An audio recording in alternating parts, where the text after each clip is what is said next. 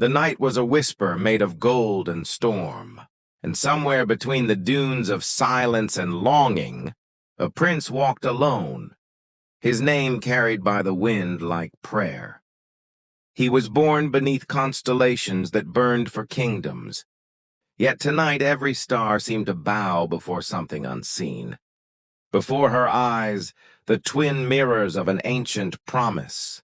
Fazza rode through the amber dunes, the sand glimmering like fallen crowns, his heart a battlefield where pride fought love and lost. The falcons above knew his secret.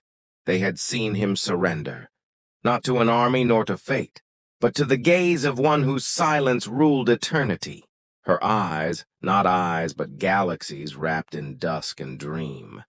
They spoke without language, and in their depths he saw the reflection of forgotten empires, the ghosts of warriors who once bowed to beauty before swords were drawn. Every breath she took reshaped his destiny.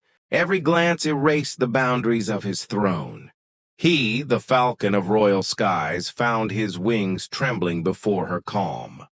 The desert watched, infinite and unblinking, as the prince dismounted, his armor heavy with disbelief. How could the son of storms kneel before a whisper?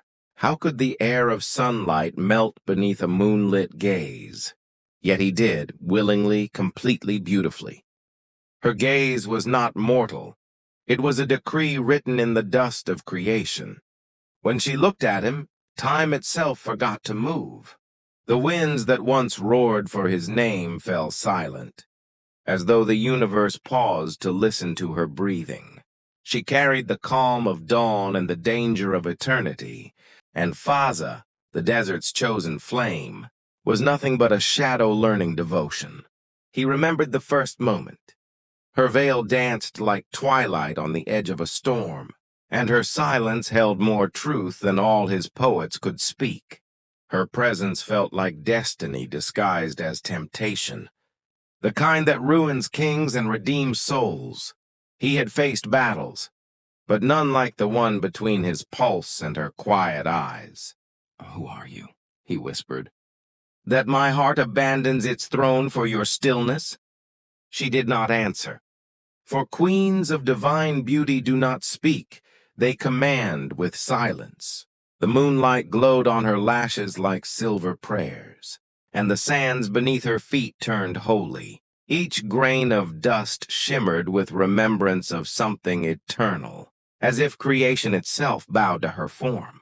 The wind sighed through the dunes, carrying her scent, a mixture of rose, rain, and mystery.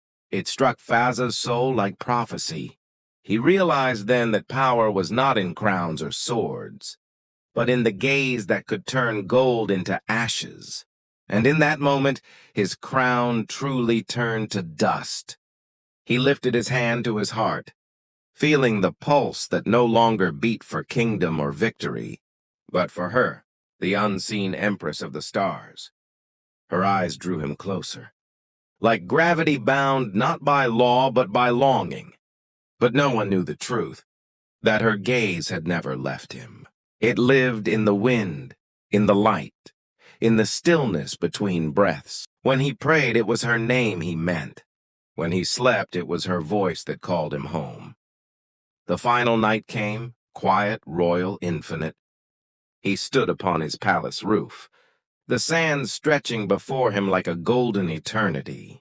He removed his crown, kissed it once, and placed it upon the earth. The desert wind rose, soft and solemn, lifting the dust in swirling reverence. And as it did, the crown turned to dust. But before it vanished, he saw her, not in flesh, not in shadow, but in light, woven into the fabric of the night sky. Her eyes looked down upon him, endless, forgiving. He smiled, tears tracing paths of starlight down his face. "Beloved," he whispered, "you were the empire I never dared to rule."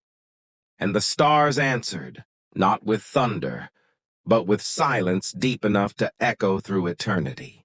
The falcons rose once more, circling the desert as though guarding his final dream.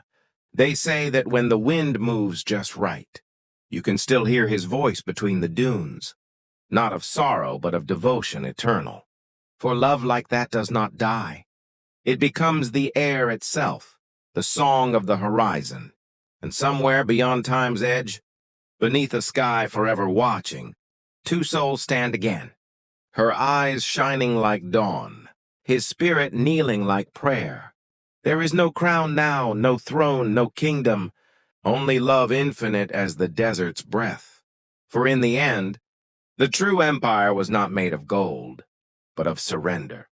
And her gaze, divine, eternal, merciful, remains the place where Fazza's crown turned to dust.